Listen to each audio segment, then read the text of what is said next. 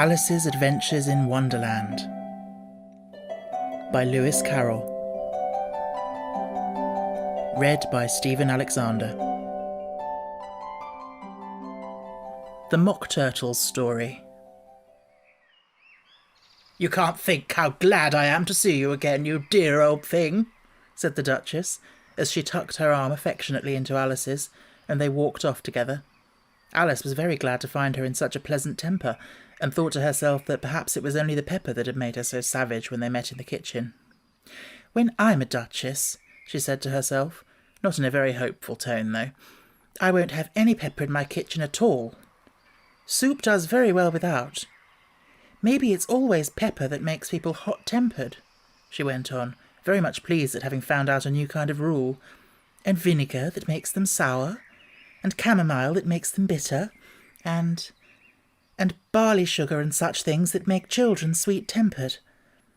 I only wish people knew that. Then they wouldn't be so stingy about it, you know." She had quite forgotten the Duchess by this time, and was a little startled when she heard her voice close to her ear. "You're thinking about something, my dear, and that makes you forget to talk. I can't tell you just now what the moral of that is, but I shall remember it in a bit." "Perhaps it hasn't one," Alice ventured to remark. "Tut, tut, child," said the Duchess. "Everything's got a moral, if only you can find it." And she squeezed herself up closer to Alice's side as she spoke. Alice did not much like keeping so close to her, first because the Duchess was very ugly, and secondly because she was exactly the right height to rest her chin upon Alice's shoulder, and it was an uncomfortably sharp chin. However, she did not like to be rude, so she bore it as well as she could.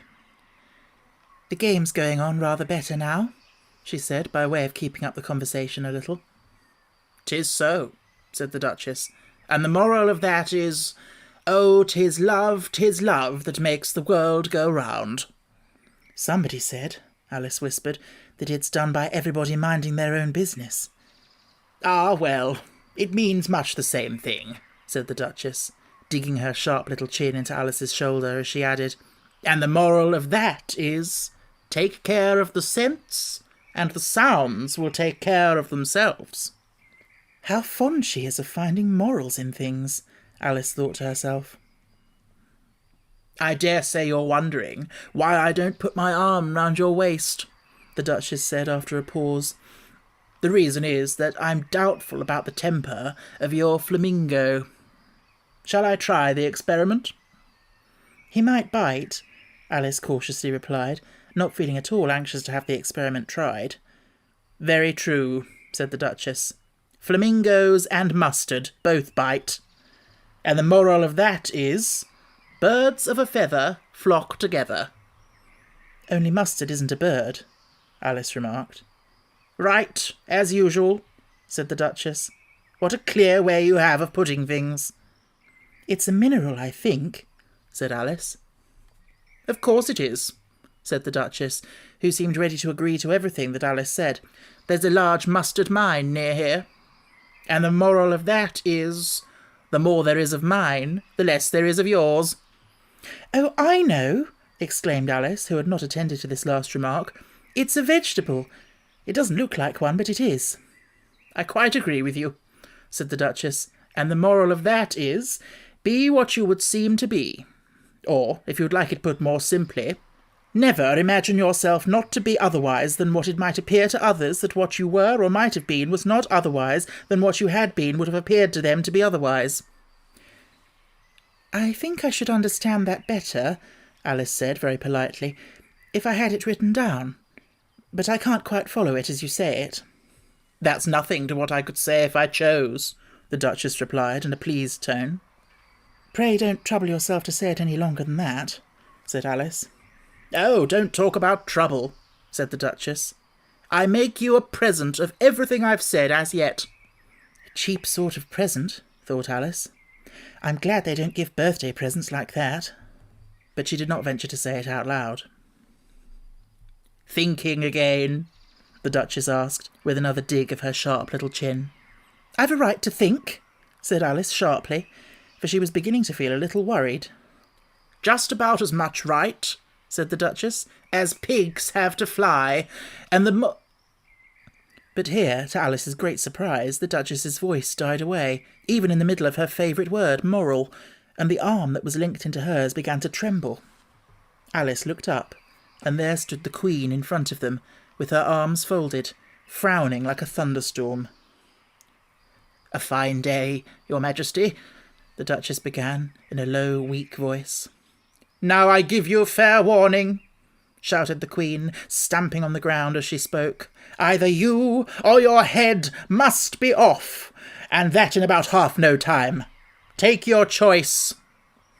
The Duchess took her choice, and was gone in a moment. "Let's get on with the game," the Queen said to Alice, and Alice was too much frightened to say a word, but slowly followed her back to the croquet ground. The other guests had taken advantage of the Queen's absence, and were resting in the shade.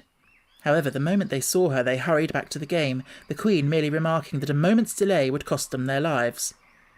All the time they were playing, the Queen never left off quarrelling with the other players, and shouting, "Off with his head!" or "Off with her head!" Those whom she sentenced were taken into custody by the soldiers, who of course had to leave off being archers to do this, so that by the end of half an hour or so there were no archers left, and all the players except the King, the Queen and Alice were in custody and under sentence of execution. Then the Queen left off, quite out of breath, and said to Alice, "Have you seen the mock turtle yet?" "No," said Alice. "I don't even know what a mock turtle is." "It's the thing mock turtle soup is made from," said the Queen. "I never saw one or heard of one," said Alice. "Come on then," said the Queen, "and he shall tell you his history." As they walked off together, Alice heard the King say in a low voice to the company generally, "You are all pardoned." "Come, that's a good thing," she said to herself, for she had felt quite unhappy at the number of executions the Queen had ordered. They very soon came upon a Gryphon, lying fast asleep in the sun. "Up, lazy thing," said the Queen, "and take this young lady to see the mock turtle, and to hear his history. I must go back and see after some executions I have ordered." And she walked off, leaving Alice alone with the Gryphon. Alice did not quite like the look of the creature, but on the whole she thought it would be quite as safe to stay with it as to go after that savage Queen. So she waited. The Gryphon sat up and rubbed its eyes. Then it watched the Queen till she was out of sight. Then it chuckled. "What fun!" said the Gryphon, half to itself, half to Alice. "What is the fun?" said Alice. "Why, she," said the Gryphon. "It's all her fancy, that. They never executes nobody, you know. Come on."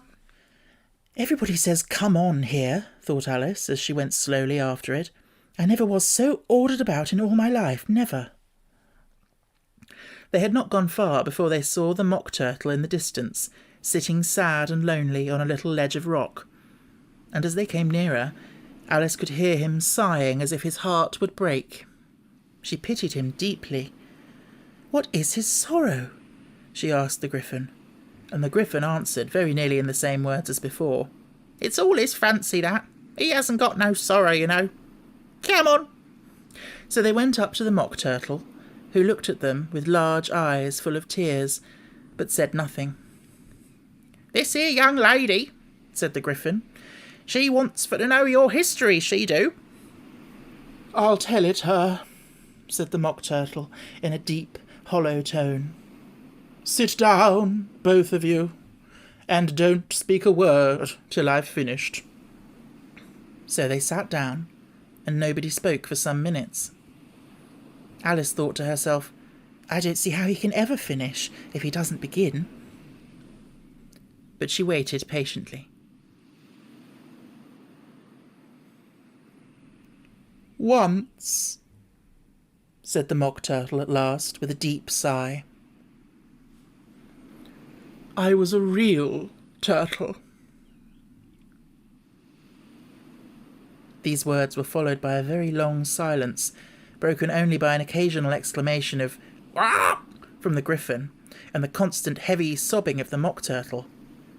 Alice was very nearly getting up and saying, "Thank you, sir, for your interesting story," but she could not help thinking there must be more to come, so she sat still and said nothing. "When we were little," the Mock Turtle went on at last, more calmly, though still sobbing a little now and then, "we went to school in the sea. The master was an old turtle. We used to call him Tortoise." "Why did you call him Tortoise if he wasn't one?" Alice asked.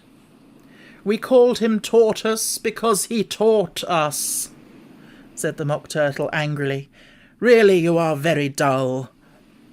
"You ought to be ashamed of yourself for asking such a simple question," added the Gryphon, and they both sat silent and looked at poor Alice, who felt ready to sink into the earth.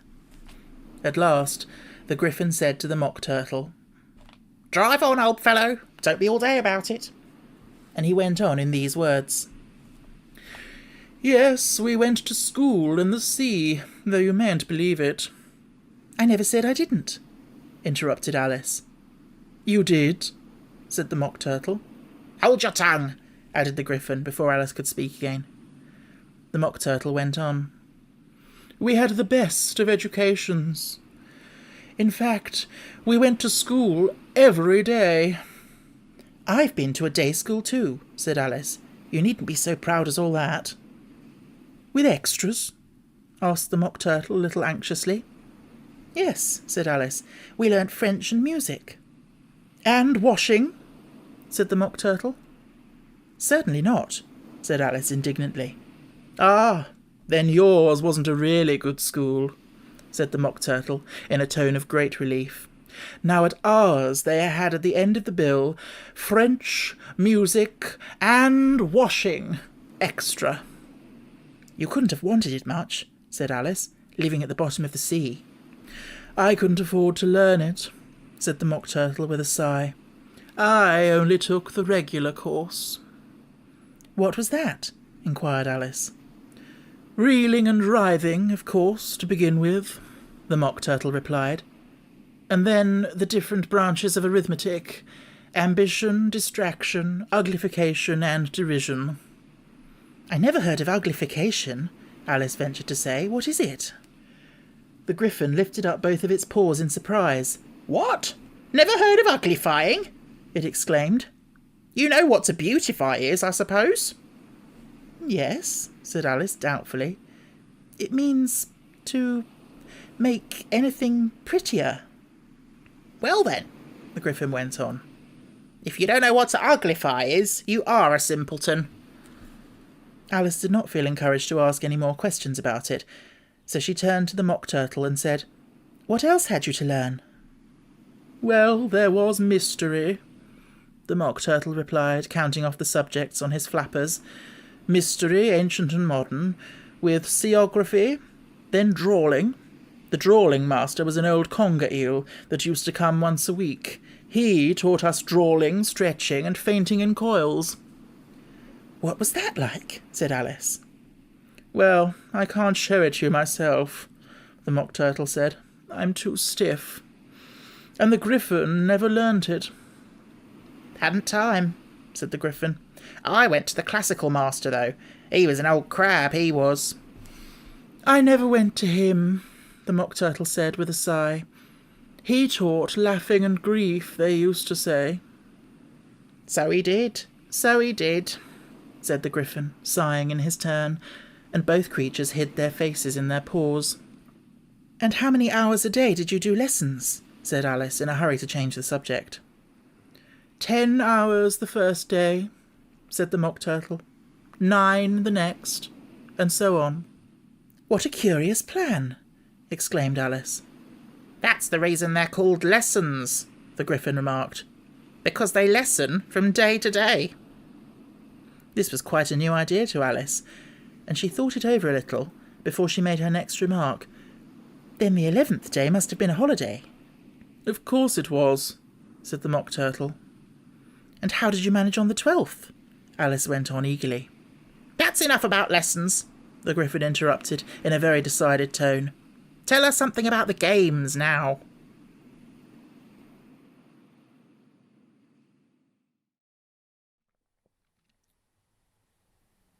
The Lobster Quadrille.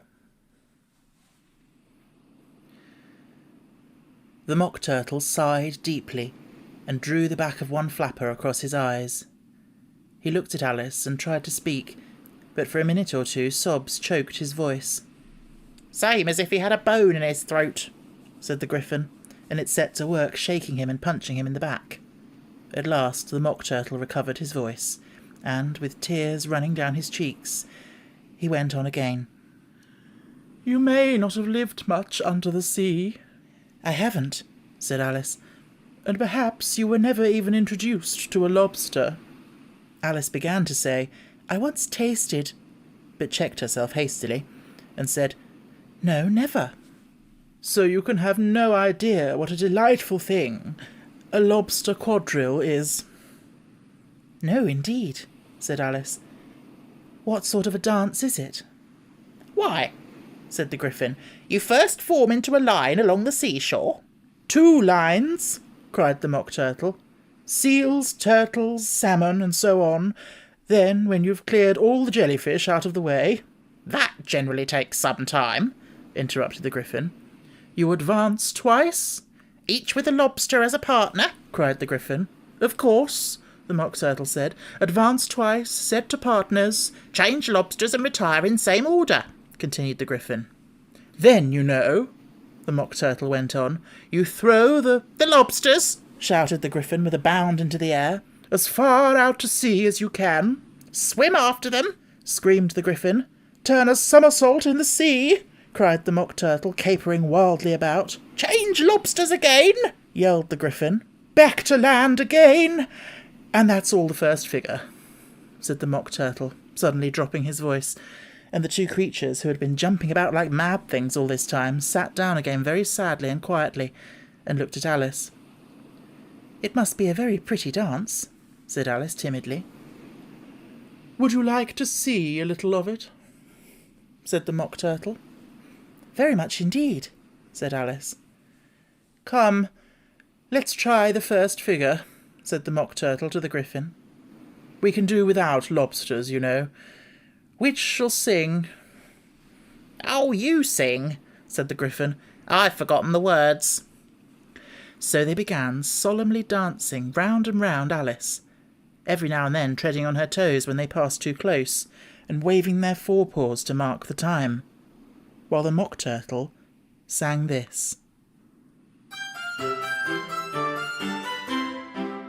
"Will you walk a little faster?" said a whiting to a snail. "There's a porpoise close behind us, and he's treading on my tail. See how eagerly the lobsters and the turtles all advance. They are waiting on the shingle. Will you come and join the dance? Will you, won't you, will you, won't you, will you join the dance?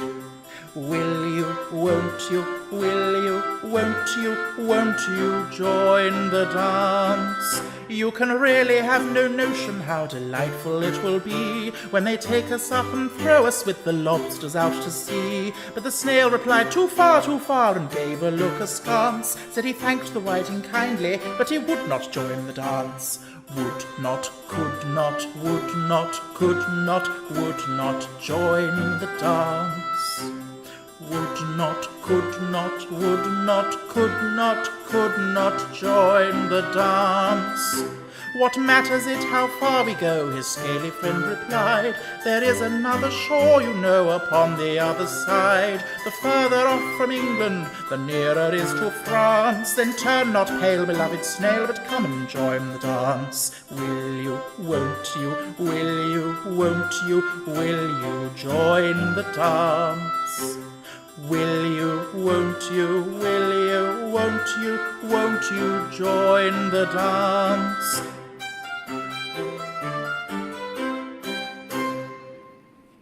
"Thank you.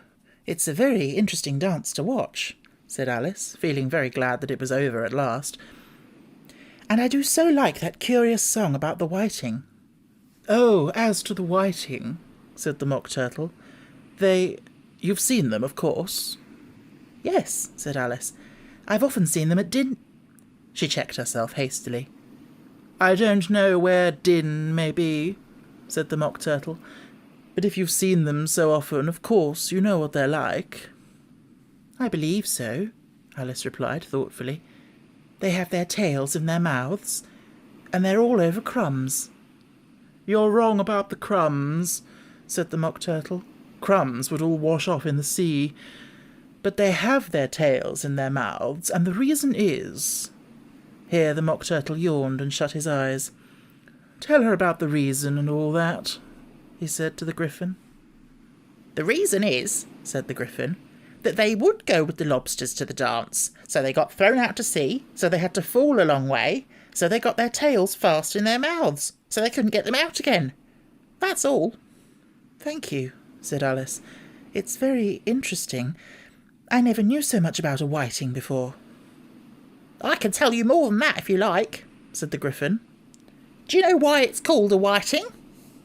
"I never thought about it," said Alice. "Why?" "It does the boots and shoes," the Gryphon replied very solemnly. Alice was thoroughly puzzled. "Does the boots and shoes?" she repeated in a wondering tone. "Why, what are your shoes done with?" said the Gryphon. "I mean, what makes them so shiny?" Alice looked down at them and considered a little while before she gave her answer. "They're done with blacking, I believe." "Boots and shoes under the sea," the Gryphon went on in a deep voice, "are done with whiting. Now you know." "And what are they made of?" Alice asked in a tone of great curiosity. "Soles and eels, of course," the Gryphon replied rather impatiently. "Any shrimp could have told you that." "If I'd been the whiting," said Alice, whose thoughts were still running on the song, "I'd have said to the porpoise, 'Keep back, please, we don't want you with us.'" "They were obliged to have him with them," the Mock Turtle said. "No wise fish would go anywhere without a porpoise." "Wouldn't it really?" said Alice in a tone of great surprise. "Of course not," said the Mock Turtle. "Why, if a fish came to me and told me he was going a journey, I should say, 'With what purpose?'" "Don't you mean purpose?" said Alice. "I mean what I say," the Mock Turtle replied in an offended tone. And the Gryphon added, "Come, let's hear some of your adventures." "I could tell you my adventures beginning from this morning," said Alice a little timidly, "but it's no use going back to yesterday, because I was a different person then." "Explain all that," said the Mock Turtle. No, the adventures first," said the Gryphon in an impatient tone. "Explanations take such a dreadful time." So Alice began telling them her adventures from the time when she first saw the White Rabbit. She was a little nervous about it just at first. The two creatures got so close to her, one on each side, and opened their eyes and mouths so very wide. But she gained courage as she went on. Her listeners were perfectly quiet till she got to the part about her repeating "You are old, Father William" to the caterpillar, and the words all coming different. And then the Mock Turtle drew a long breath and said, "That's very curious." "It's all about as curious as it can be," said the Gryphon. "It all came different," the Mock Turtle repeated thoughtfully. "I should like to hear her try and repeat something now. Tell her to begin." He looked at the Gryphon as if he thought it had some kind of authority over Alice. "Stand up and repeat, ''Tis the voice of the sluggard,'" said the Gryphon. "How the creatures order one about and make one repeat lessons," thought Alice. "I might as well be at school at once." However, she got up and began to repeat it, but her head was so full of the Lobster Quadrille that she hardly knew what she was saying, and the words came very queer indeed. "'Tis the voice of the lobster, I heard him declare, You have baked me too brown, I must sugar my hair. As a duck with its eyelids, so he with his nose trims his belt and his buttons, and turns out his toes." "That's different from what I used to say when I was a child," said the Gryphon. "Well, I never heard it before," said the Mock Turtle, "but it sounds uncommon nonsense." Alice said nothing. She had sat down with her face in her hands, wondering if anything would ever happen in a natural way again. "I should like to have it explained," said the Mock Turtle. "She can't explain it," said the Gryphon hastily. "Go on with the next verse." "But about his toes," the Mock Turtle persisted. "How could he turn them out with his nose, you know?" "It's the first position in dancing," Alice said, but was dreadfully puzzled by the whole thing, and longed to change the subject. "Go on with the next verse," the Gryphon repeated impatiently.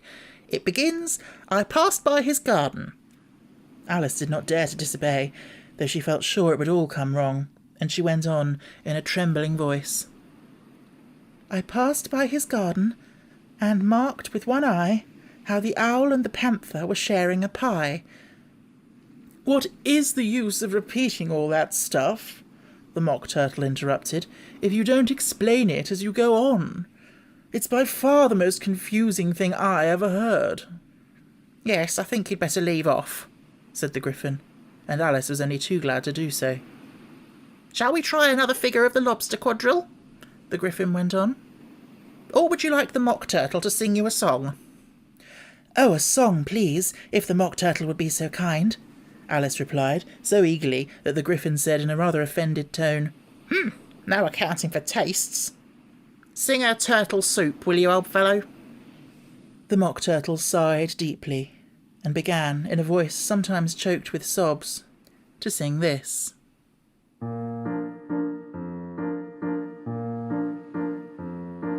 Beautiful soup, so rich and green, waiting in a hot tureen. Who for such dainties would not stoop? Soup of the evening, beautiful soup. Soup of the evening, beautiful soup. Beautiful soup. Beautiful soup.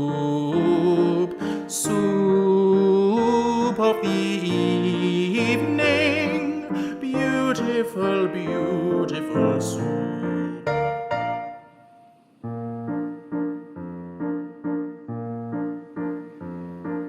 Beautiful soup, who cares for fish, game, or any other dish?